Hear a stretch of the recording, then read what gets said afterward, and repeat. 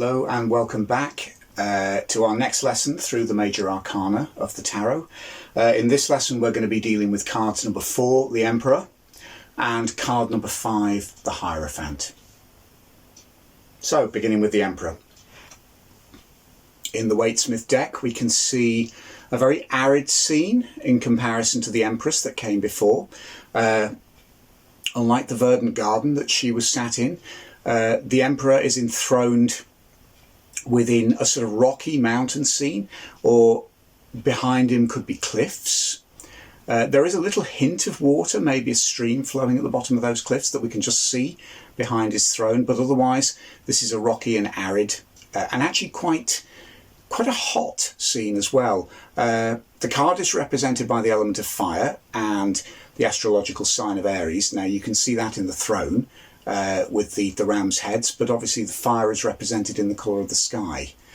So this figure is the kind of polar opposite of the Empress. Let's look at his clothing first. Crowned like the Empress, likewise an orb and sceptre. The sceptre that he's holding shows the symbol of the Egyptian Ankh. So I take this to be a symbol of divinely given authority. The orb obviously represents his dominion over the earth. It's interesting when you look at the robes, red and purple, or maroon. Now the maroon or purple, certainly in medieval times, that colour cloth was always reserved for royalty, because it was one of the most difficult to produce dyes and also one of the most expensive. So the vestments that he's wearing kind of speak of his authority. Look closely and you'll see that he's wearing armour underneath there. You can see that from his legs and from his feet. So there we have it. This is a very sort of rocky, austere environment, and the Emperor himself is austere in a way that the Empress wasn't. You can also see age is suggested here, long white beard and white hair. Age in this instance I would take as symbolising wisdom and experience.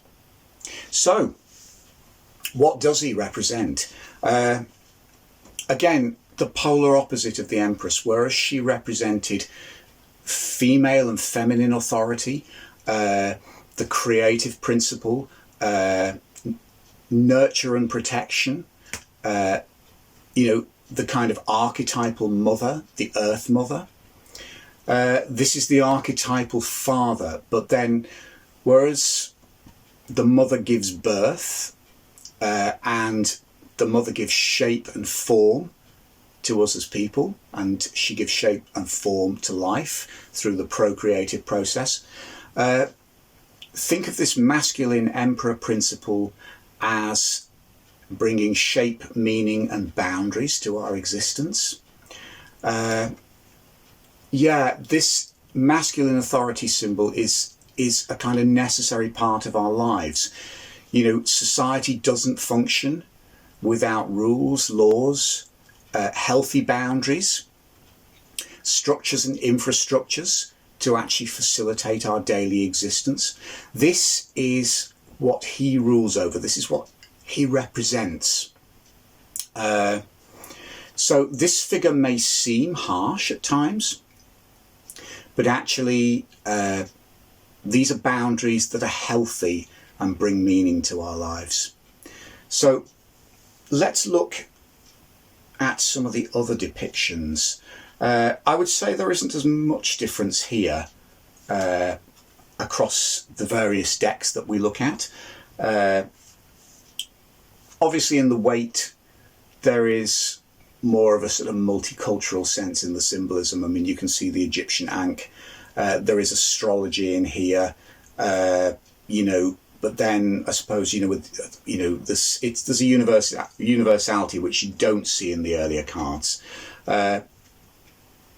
It's interesting if you look at this very early Visconti Emperor, you can see in his headdress is the emblem of an eagle. Now the eagle itself is a symbol of divine authority. So that's interesting that it's the same concept being portrayed there through that as you have in the scepter and the Rider-Waite.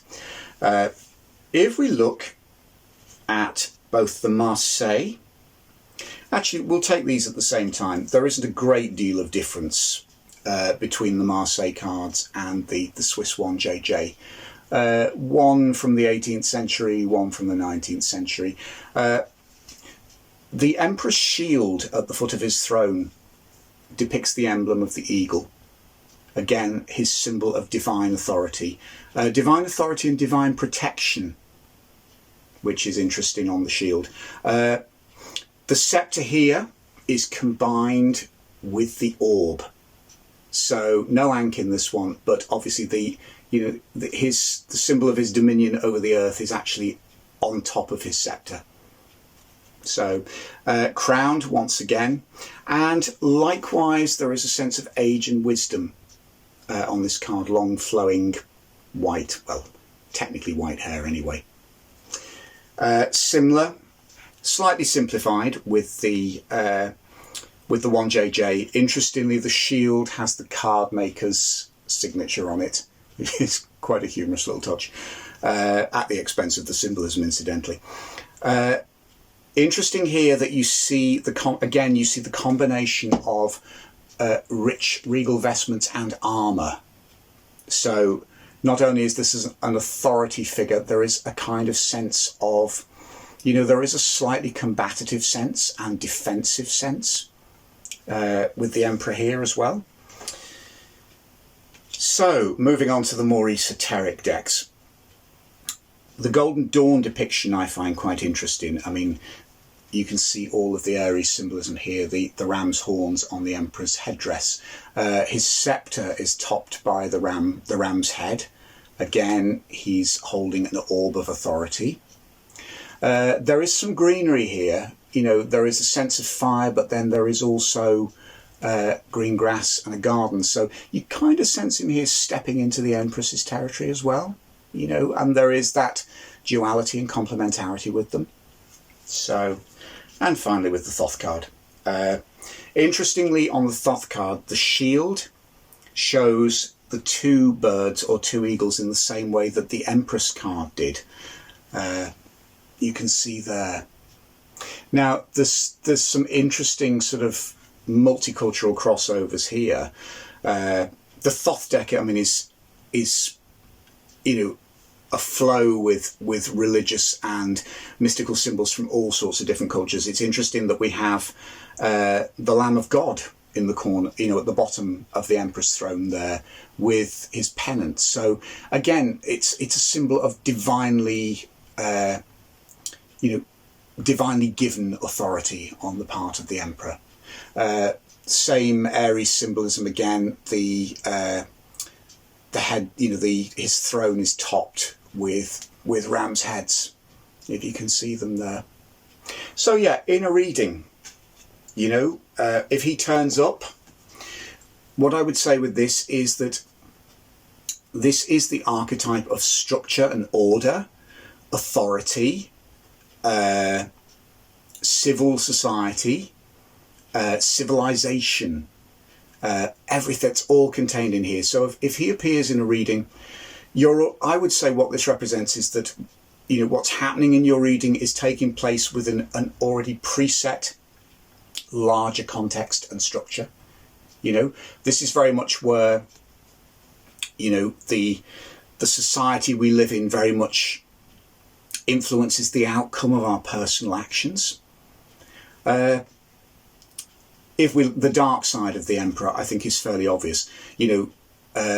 The positive side is structure and boundaries that actually allow us to flourish, whereas in the reverse, the authority of the Emperor becomes oppressive and tyrannical, too narrow perhaps, or too chaotic. The other aspect of this, there could be a lack of healthy boundaries, an inconsistency, which again leads to tyranny. People living in fear because they don't know where the boundaries are until they step over them. But whatever the case, the positive side of this card is, freedom through structure, The negative side is oppression. Okay, so moving on. Let's move on to card number 5, the Hierophant. So in the Emperor, we had the archetype of male authority. Now with the Hierophant, we move into the arena of male spirituality. So he is the complement of card number 2, the High Priestess. Let's start with the Rider-Waite. And I will also explain the term Hierophant. The Hierophant is the term comes from a Greek mystery cult, and the Hierophant is the spiritual leader of that cult. Now, in previous decks, you can see here from the Marseille tradition, this card is named the Pope in French. Now, on the Rider card, we still see a figure in papal vestments. So we'll talk about that soon. The upshot is the figure originated as a depiction of the Pope in the tarot, and certainly in the early tarot decks. As the tarot sort of became increasingly of interest to occultists, certainly people like Waite and the Golden Dawn, and then latterly Aleister Crowley, adopted this alternative title for the figure. And if there is a benefit to that title, I think it gives that figure more universality. You know, we can think of the Hierophant as the archetype for any kind of spiritual leader, or you know, that any kind of those male spiritual leaders, or any kind of sort of symbol of masculine spiritual authority. The Pope is admittedly a very loaded term, particularly in this day and age where the church is questioned so much more than it was in the times when the tarot originated. So I personally think that renaming is a positive one and actually allows this card to be more universal. So let's look at the symbolism.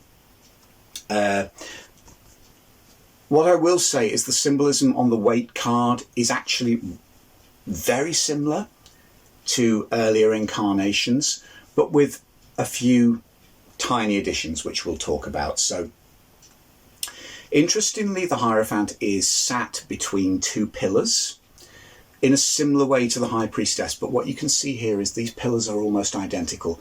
There is no duality here. There is a certainty. He is in papal robes and wearing the triple papal crown, bearing the papal staff with the triple cross. So far, nothing is much different. Couple of tiny details that we mentioned. If you look at his feet, between his feet, you can see the keys of St. Peter. So that is the traditional symbol of papal authority. So those keys are very much denoting, you know, the highest form of spiritual leadership. Now, kneeling at his feet, you see either 2 priests or monks, which again is something that you see on the Marseille card. But one of Waite's recurring themes is coded into this image. If you look, the monk on the left is wearing vestments which actually depict red roses. The monk on the right is wearing a vestment that depicts lilies, white lilies. So once again, we are back to Waite's that sort of conflict between passion and purity. So it's interesting. This is one of the other things about this card is it's a triangular dynamic. Just as when we spoke about the 3 of Cups being sort of communication opened out to a wider world, that's what you have here. The Hierophant is actually offering blessing and teaching to a wider world, and you can see that world obviously symbolized in the the archetypes of the priests and monks at the bottom of the card. So if we look at the Marseille card, it is very similar. I mean, again, he's between two pillars, clergy at the bottom, but as you can see, this is very overtly referring to the Pope. So, looking a little bit further back to the Visconti card, it's a simpler image. You know, you've got the Pope in very regal vestments at all, you know, and with all the same trappings, the staff and the papal crown. But this is a solitary figure. So you can see that the image developed, the symbolism developed, you know, as time went on. One important divergence I must note here is in decks like the Swiss 1JJ. Now, this is what they refer to as a Besançon deck. It was a Marseille variant, and as we've mentioned before, in certain territories the inclusion of a papess and a pope was considered offensive and heretical, so those archetypes, those cards, were replaced in the order with Greek deities. Strange but true. And in this case the Pope was replaced with Jupiter, the king of the gods. So it does change the dynamic of reading with one of these decks, because obviously you're not dealing with a human figure of spiritual authority, but actually divine authority firsthand. So that, you know, reading with one of these does kind of change the flavour of the deck a little bit, but even though the general gist is the same. But it's an interesting variation, and one that you see, it's only in a rare number of decks, and mainly older ones. You know, I've seen a couple of decks that pay homage to both Juno and Jupiter, you know, in the sub-symbolism of the Pope and Popess card, or, you know, the High Priestess and Hierophant card, which, you know, can be interesting. So there we have it. We've talked about, obviously, the renaming of the card, making it, you know, it gives it a broader appeal. You see a broadening of the symbolism in the sort of heavily occult decks. So if you look at the Golden Dawn deck, you see this here. You know, you've got Judaic symbolism, you've got the Star of David there in the banner. The Hierophant is wielding a shepherd's crook instead of the papal staff. So, you know, that whole symbolism of the shepherd of a flock. The sacred bull, you know, I mean, that does tie it to the element of earth as well, which this card is associated with. But yeah, this is you've still got the actual, even looking at the crown, this is not quite as specific anymore. This is not specifically a pope. You know, it's more of a sort of generalized spiritual archetype. And it's interesting when you look at the Thoth card. Again, you see the bull in the background, but you also have elephants, sacred elephants. The triquetra, the Trinity symbol, which appears in, you know, several different spiritual cultures, is on top of his staff. This is not somebody in papal vestments. This kind of very much speaks to me as a kind of occult initiation. You know, there's Egyptian symbolism in here as well. He's got a pentagram on the front of his vestments. So for me, there is kind of pagan connotations there as well. So yeah, a great deal of variation here, but in its basic, in basic terms, this is the male counterpart of the High Priestess. He is the archetype of male spirituality. So what that encompasses is similar to the Emperor, whereas the Emperor was boundaries, laws, and the structure of society. The Hierophant represents spiritual tradition as codified in sacred texts. He's teaching that's handed down, spiritual teaching that's handed down unchanged from generation to generation, or, you know, the kind of teachings that evolve very slowly. He is everything that gives structure to our spiritual lives. Again, it's a card of boundaries, a card of rules and regulations. Now, again, that can be a very freeing thing. His upright positive aspect can be very freeing and liberating for a lot of people, whichever spiritual tradition you follow. Reversed, we have an archetype of spiritual oppression. You know, this is where spirituality becomes controlling, you know, to the point where it stifles us, or it oppresses us, or it restricts our lives in an unhealthy manner. So, once again, a lot to think about there. But I hope this has been helpful, and join me for the next lesson, which will be dealing with cards number 6 and 7, the Lovers and the Chariot. If you've enjoyed this lesson and found it helpful, please hit the like button, share it with your friends, and subscribe to my channel to find out when I share new videos or go live. You can also find me on Instagram at Chris Butler Artist, on Twitter at Butler Tarot, and on Facebook at The Sacred Tarot. Thanks for watching, and see you next time.